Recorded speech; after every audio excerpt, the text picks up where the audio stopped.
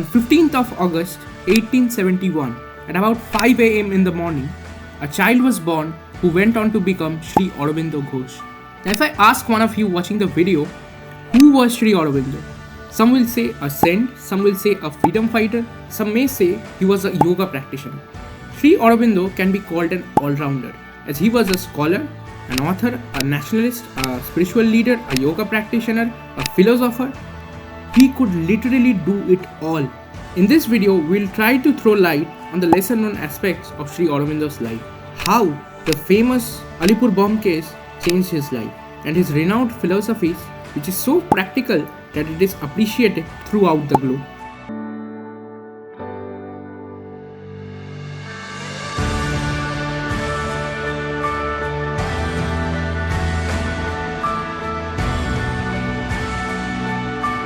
Sri Aurobindo was sent to a convent school when he was 4 years old. His headmaster used to say that he was the most intellectual child he has seen in his entire career of 30 years. From school, Aurobindo went to Cambridge, where he studied European classics so that he could crack the ICS examination and fulfill his father's dream. Now, he was closely following Indian independence movement since his university days. So even after cracking the exam with great credit score, he came back to India. Returning to India, he became the vice principal of the State College in Baroda. Now, Aurobindo became exceedingly popular among the general public. At this point of time, he became an inspiration to the younger generation and was also loved by the educated classes. But how come did he become so popular so fast? This is because he was unreal, as he was an accomplished scholar in Greek and Latin. He knew French very well and was an expert in German and Italian classics. But now, he wanted to deep dive into our ancient Vedic scriptures. So from 1893 to 1906, he studied Sanskrit and Bengali literature, philosophy and political science. During this time, he plunged into the freedom struggle and soon became a great figure in the nationalist movement. To get more involved in Indian nationalism, he resigned his lucrative job in Baroda and shifted to Bengal, thereby joining Bengal National College on a much lower salary. Aurobindo became the editor of the English daily Bande Mataram and wrote fearless and pointed editorials against the British government. During the next few months, he started his own weekly called Dharma, where he was the first man to spread the concept of Purna Swaraj. This was his message. Our ideal of Swaraj is absolute autonomy, absolute self-rule and free from foreign control. In those days, Aurobindo openly advocated the boycott of every British products and services. He always asked the people to prepare themselves for passive resistance. See, we are talking about a time frame of 1906 to 1908. So it's clear that Gandhiji's inspiration of civil disobedience movement, non-cooperation movement was from Sri Aurobindo.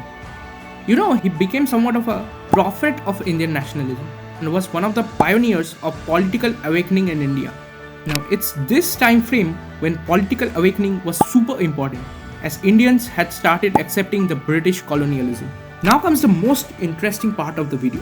In 1908, Sri Aurobindo was arrested for the famous Alipore bomb case, and it became the turning point in his life. He utilized this period of solitary confinement for an intense study and practice of the teachings of the Bhagavad Gita. For hours, he practiced and meditated on the teachings of the Gita and the Upanishads. On April 4th, 1910, Sri Aurobindo migrated from Calcutta to Pondicherry and set up an ashram there. The ashram is a cosmopolitan one. There are Christians, Zoroastrians, Muslims and members of all other creeds. Rabindranath Tagore once visited the ashram and said to Aurobindo, "India will speak through your voice to the world." Now let's understand Sri Aurobindo's philosophy of integral yoga. What made this philosophy so popular is that it is practical in every sense. It is based on facts, experiences and personal realizations, and on the top of that, having the vision of a rishi. Sri Aurobindo's philosophy is based on a term called integralism. It is a synthesis of idealism, realism, pragmatism and spiritualism. According to him, yoga has the power to transform a human to a superman. He also said that wholesome or integral development is possible through the practice of yoga. The most celebrated teaching of Sri Aurobindo is when he said, "Education is a process of liberation not only from the worldly bondages of pains and suffering, but also from the mental bondages of ignorance and evils." Finally, on 5th of December 1950, Sri Aurobindo passed away. Aurobindo Ghosh was one of the most versatile world figures, from being an inspiration to the nationalist to an inspiration as a religious teacher. He could do it all. On this note, let's end the video. Let me know your thoughts in the comment section and subscribe to the channel because it's free. And remember, you can always unsubscribe later.